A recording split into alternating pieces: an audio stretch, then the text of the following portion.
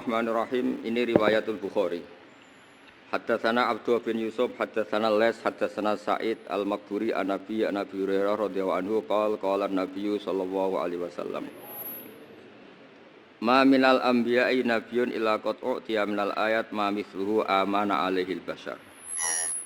Wa inna ma kana alladhi utituhu wahyan awhahu wa ilayya fa arju an akuna aktsarahum tabi'an yaumal qiyamah.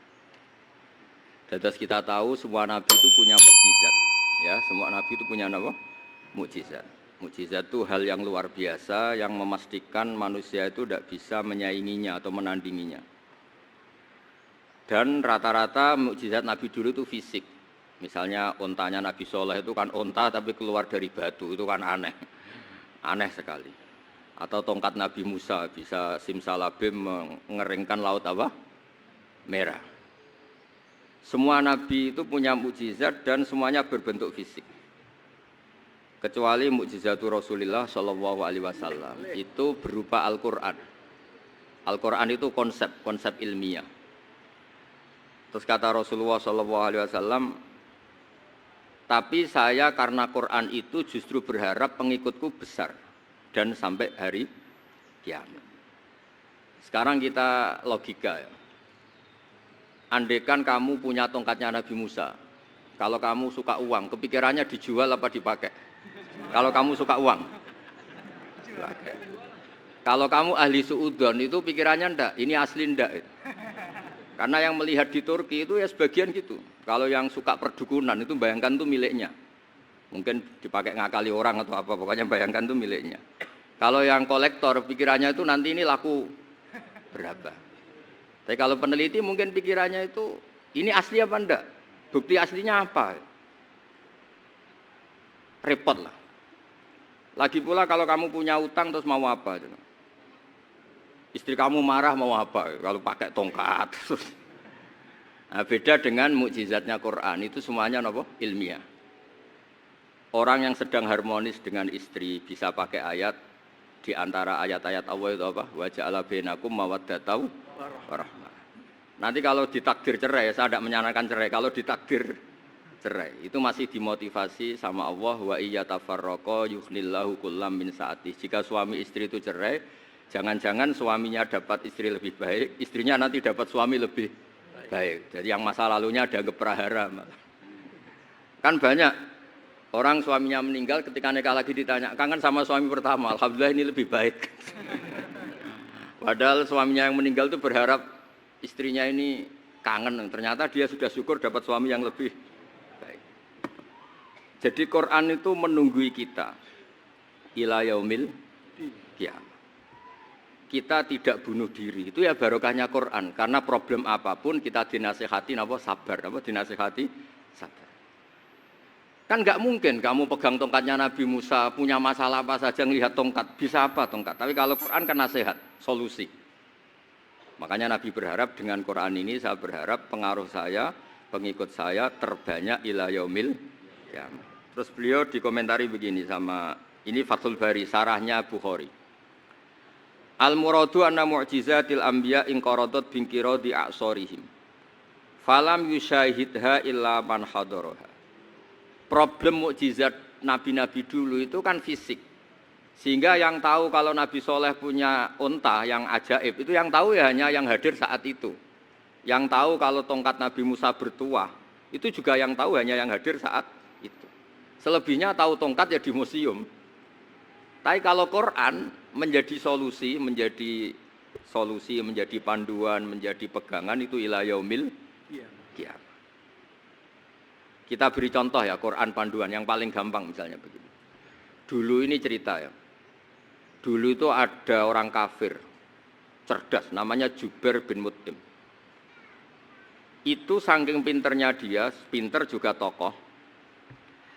Itu sebagai delegasi pembebasan Asra Badrin. Jadi tawanan-tawanan perang Badar itu mulai dulu ya ada negosiasi mau dibebaskan. Terus orang-orang kafir ini menugaskan namanya Jubair bin siapa? Mut'im. Ini ada di Bukhari. Karena ini ngaji di Jakarta, kalau orang nggak tahu hadis juga tanya ini sahih enggak. Wong nggak tahu kok tanya itu aneh-aneh. Padahal kalau dibodoni itu ya nggak tahu. Tapi ya tetap tanya, hadisnya ini sahih enggak? Ini kata kiai apa kata nabi ini ya? Memangnya kata nabi kamu dengar kan ya lewat kiai. Memang. Setelah itu Jubair itu datang ke Madinah. Dengerin ya, datang ke mana? Madinah. Kemudian dengar Nabi baca Wattur pas sholat maghrib. Jubair karena Nabi dulu nggak ada hotel, nggak ada pondok ya. Pondoknya Nabi hanya sufah itu. Nabi baca maghrib, bukan diskusi, bukan debat, baca Wattur wa kitabi mastur fi raqim mansur wal baitil ma'mur wasaqfil marfu wal bakhril masjur terus. Kemudian sampai pada titik ayat am khuliqu min ghairi syai'in. Masa manusia atau alam raya yang maujudat, yang nyata, yang wujud nyata. Kemudian asal usulnya itu ketiadaan. Ini kan hadhil alam maujud, alam ini kan nyata. Masa sesuatu yang nyata penciptanya itu tidak nyata. Jadi enggak mungkin ada faham nihilisme. Kalau faham nihilisme berarti melahirkan teori begini. Al-adamu yakhluqu maujudan, sesuatu yang tidak ada menciptakan yang itu kan akal enggak bisa nerima. Kalau sesuatu ini ada, penciptanya pasti ada.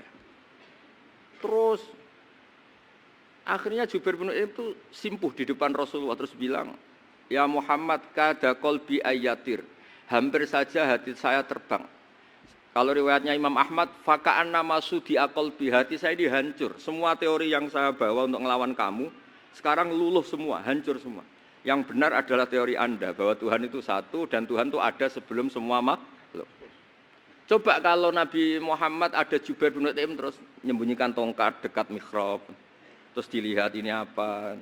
Paling pikirannya ini dari kayu apa.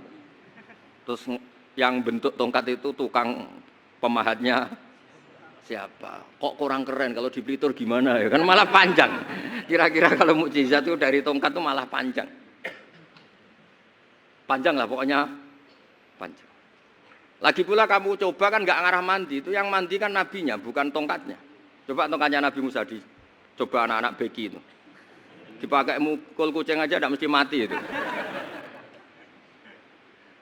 Jadi nggak jelas, mujizat-mujizat seperti itu nggak. Tapi kalau Quran menunggu ini.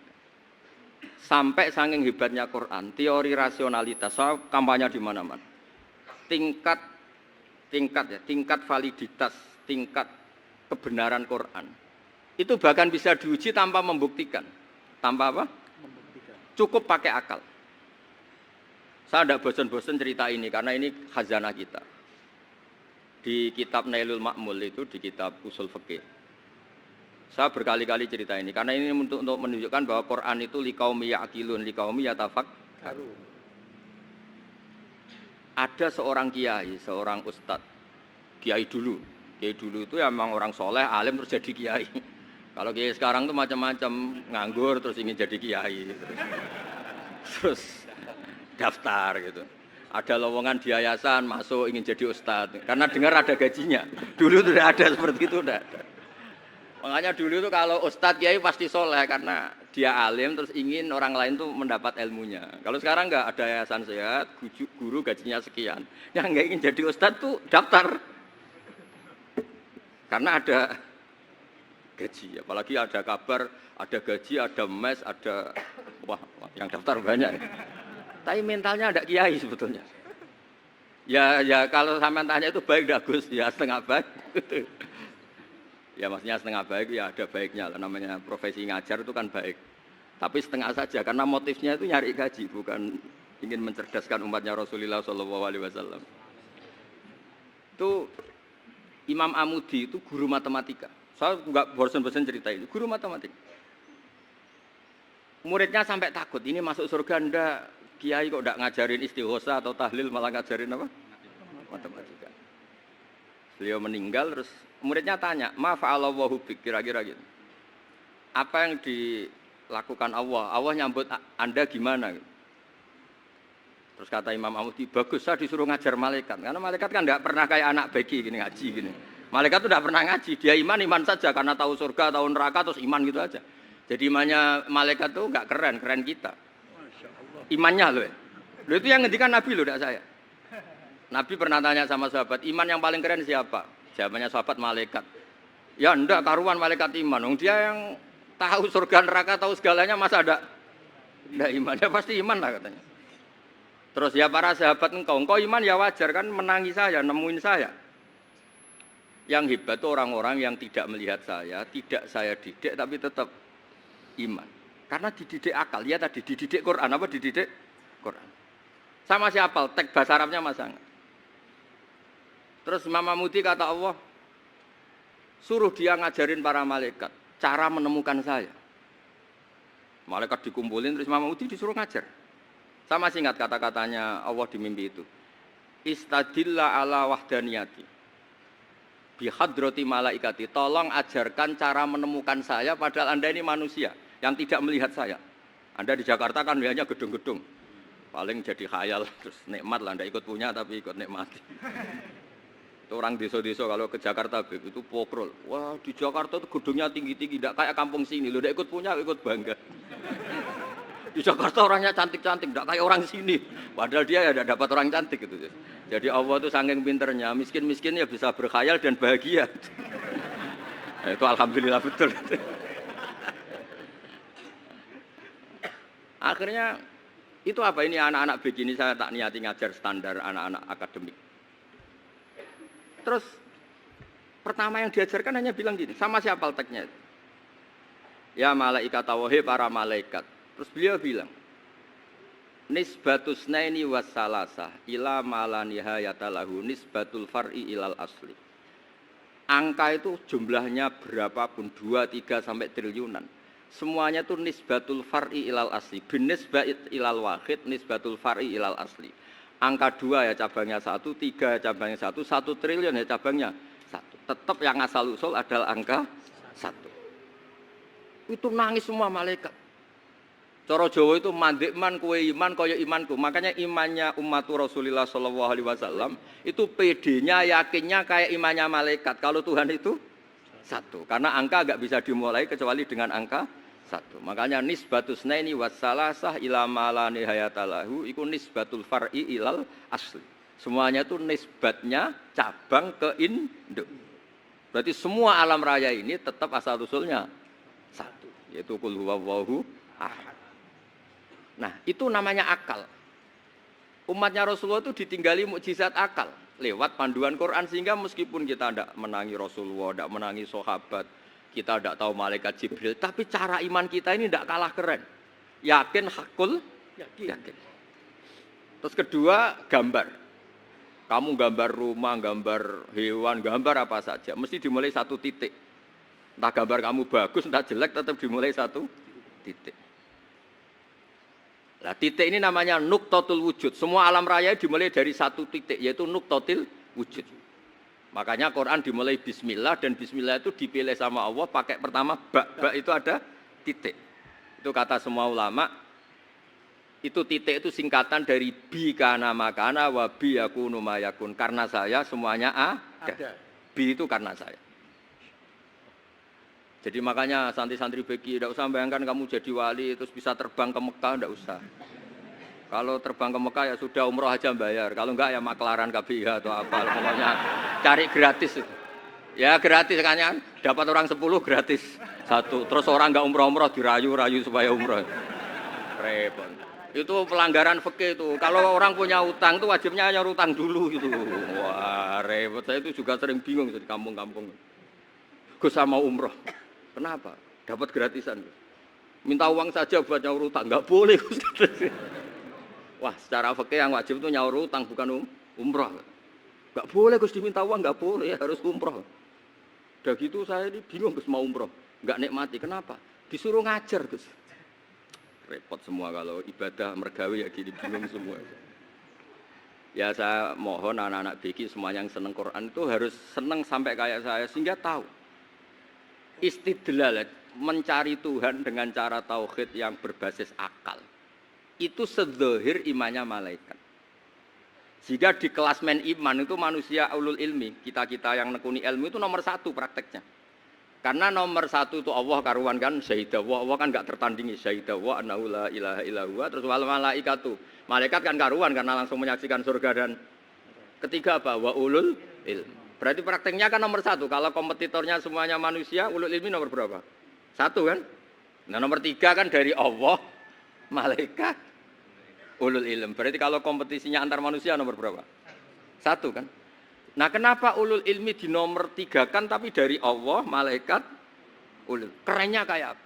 Karena cara iman ulul ilmi itu enggak ada ragunya sama sekali. Kamu ragu enggak kalau 2 cabang dari 1, asal-usulnya 1? Enggak pernah kan ragu kan? Semua gambar seruat apapun dimulai dari 1 titik, ragu enggak? Enggak kan? Nah, imannya umatnya Nabi karena dipandu oleh Quran itu seyakin itu, sehakul yakin itu. Nah, itu terus Jubair bin Mut'im jadi iman. Am khuliqu min ghairi syai'in am humul khaliq. Terus kata Allah lagi, kalau kamu tidak percaya saya yang bikin langit bumi ya gampang dong. Kamu saja yang ngomong kalau kamu yang bikin. Paling orang sepakat kamu stres. Terus hanya ayat gitu. Am khalaqus samawati wal ard. Kalau kamu tidak yakin Allah yang bikin ya silakan Anda klaim saja kalau kamu yang bikin langit bumi. Bala yuqinun. Kamu juga gak mau kan dibilang stres. Nah ini terus saya teruskan ya. Makanya mukjizat terbesarnya Nabi adalah Al-Quran. Karena Al-Quran itu cerita tentang hukum-hukum akal, cerita tentang logika-logika peradaban. Misalnya logika peradaban, contoh paling gampang. Di Quran itu ada sekian ayat yang Allah cerita peradaban. Misalnya wa ahsinu innallaha yuhibbul muhsinin. Itu dikutip terus kemudian disimpulkan dalam peradaban. Kata Sayyidina Ali karramallahu wajhah ngendikannya gampang. Ahsin man syi'ta takun amira. Kamu berbuat baik saja sama seseorang, maka otomatis kamu akan jadi pemimpinnya. Ada orang enggak tamat SD, enggak tamat papa, gobloknya minta ampun. Tapi karena gaji seorang pakar. Oh, kamu tak gaji 1 bulan 1 miliar. Perusahaan saya jadikan besar. Itu dikongkan ngalor ngidul ya nurut. Hanya karena dia ihsan. Terus wastaghni amman syi'ta takun nadhira. Saya ulang lagi. Wastaghni amman syi'ta takun nadhira. Dan kamu jangan butuh orang lain, siapapun dia, maka kamu akan setara. Misalnya ada menteri orang antri mau salim, tapi kamu tidak butuhkan tenang saja. Tapi kalau kamu butuh, habis kamu. Ya kan, kamu tidak butuh seseorang, maka kamu posisinya akan setara. Kamu harus sopan karena punya utang jasa. Kalau nggak punya apa-apa kan setara. Ya enggak? Misalnya kamu jajar rektor atau jajar menteri, jajar apa saja. Kalau kamu tidak punya utang kan, kamu jajar menteri tidak punya utang. Sama jajar satpam tapi punya utang, takut mana?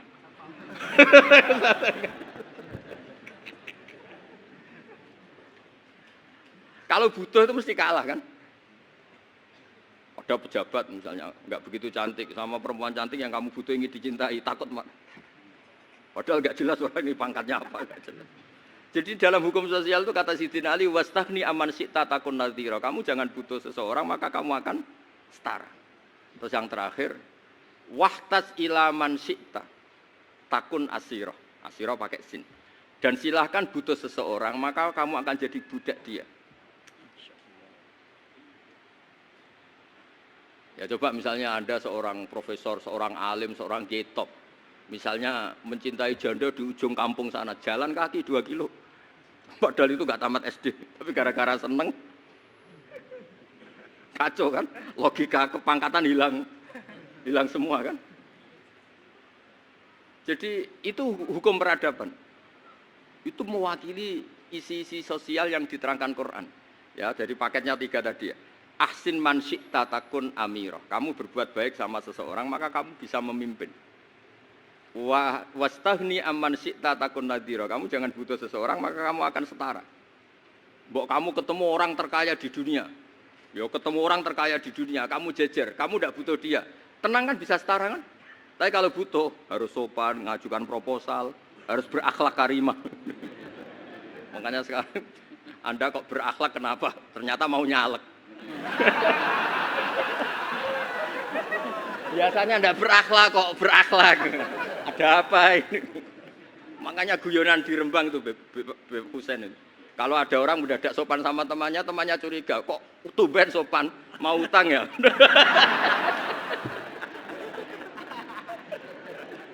Zaman akhir itu kacau.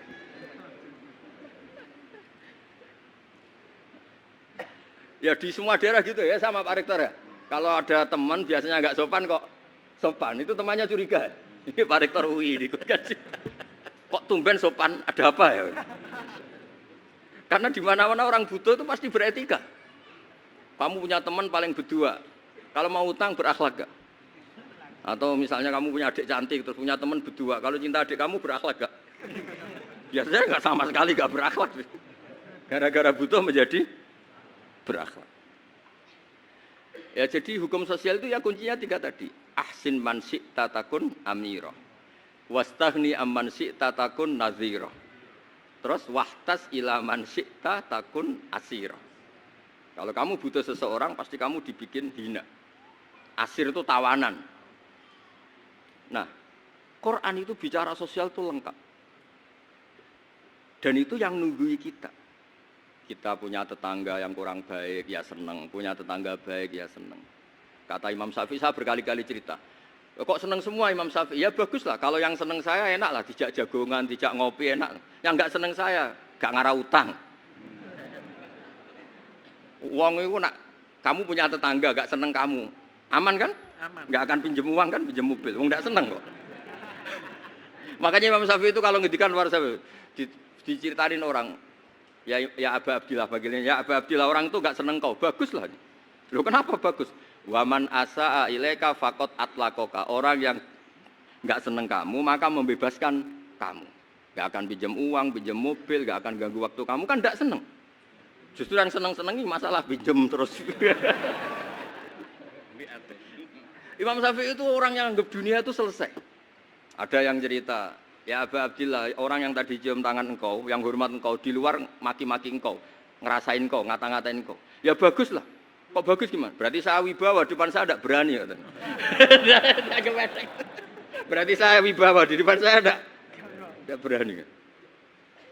Oleh itu makomnya sudah kulillah, sumadarhum fi khawdihim, yal'abun. Sudah dunia itu selesai, sudah agak penting semua. Nah, itu kalau kamu anak-anak beki ahli Quran sudah ayatnya kulillah sumadarhum fi khawdihim yal'abun. Sudah lihat Allah saja agak penting, makhluk-makhluk itu dah makhluk semua agak penting, sepenting Allah. Nah kita ini ditunggoni mukjizat seperti itu. Bayangkan misalnya kita ditunggoni tongkatnya Nabi Musa. Saya ngajar di sini terus ini tongkat. Terus nanti yang tanya, Gus itu kayu apa Gus? Nanti yang kolektor tanya itu harganya berapa Gus? Ruwet apa? Terus yang ahli suudon itu asli enggak Gus? Wah. Yang ahli suudon kan mesti tanyanya gitu, itu asli enggak Gus? Repot-repot pokoknya. Tapi kalau Quran kan jelas, kenapa? Jelas. Ya terus saya teruskan. Fala yamurru terus al-murad anna mu'jizatil anbiya in qaradat bi qidari a'sam wa mu'jizatul Quran mustamirratun ila yaumil qiyamah.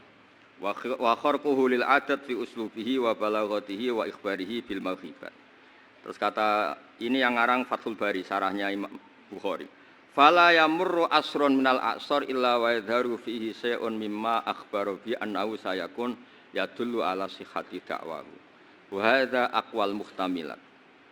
Wa takmiluhu fil ladzi ba'da. Wa qilani ya. Anal al-makna anal mu'jizat al-madiyah kanat khissiyatan tusyahadu bil absar kana qati sholeh wa asa Musa.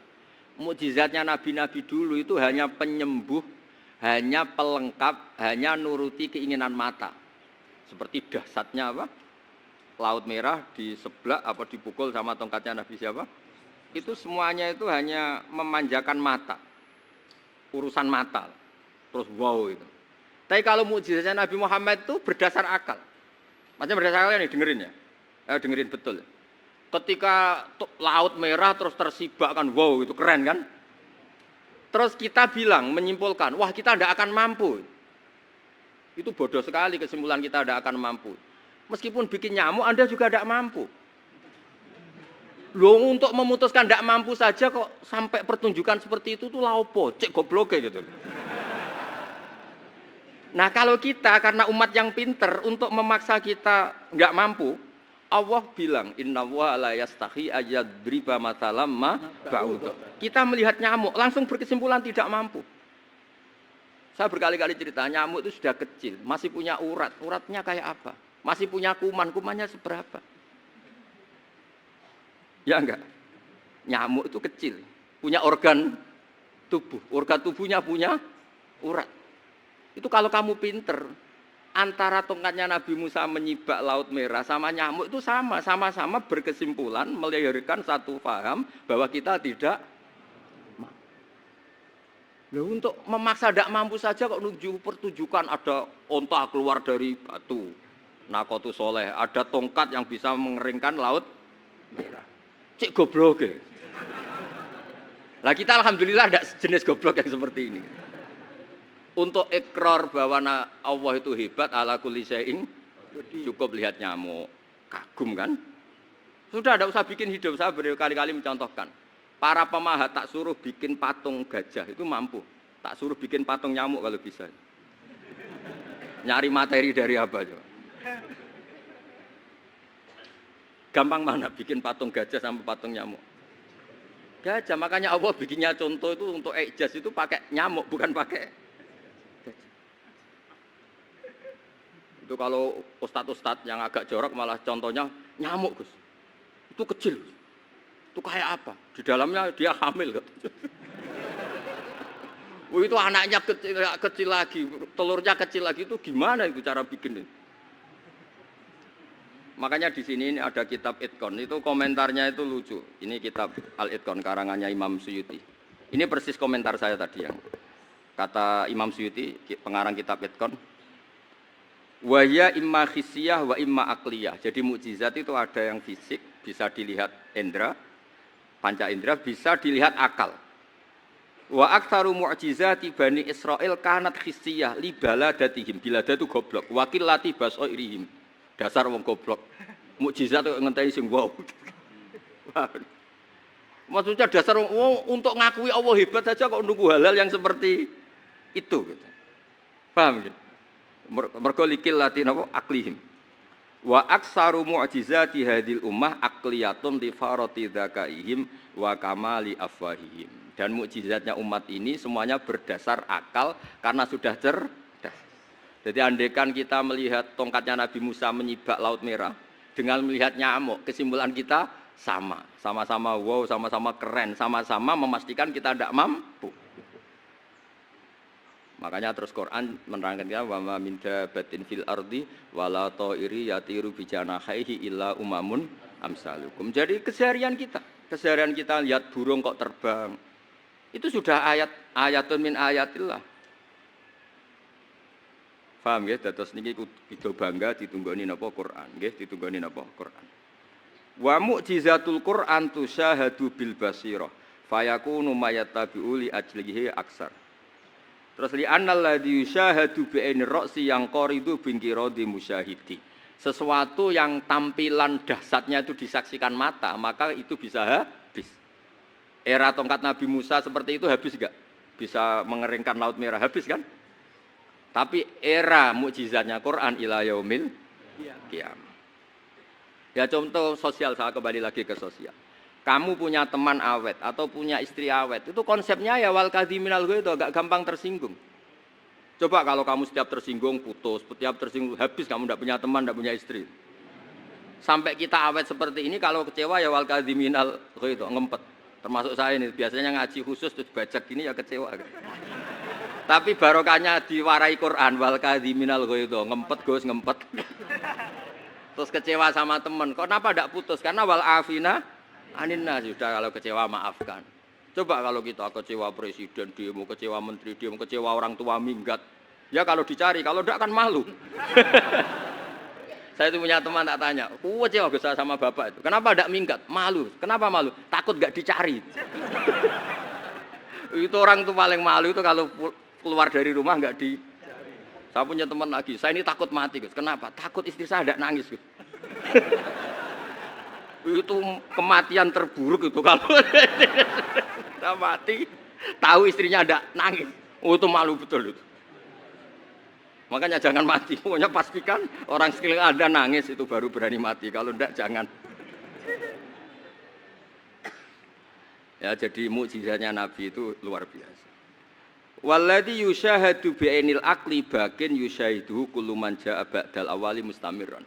sesuatu ilmiah, sesuatu agama atau apa saja yang logis itu akan abadi ila yaumil.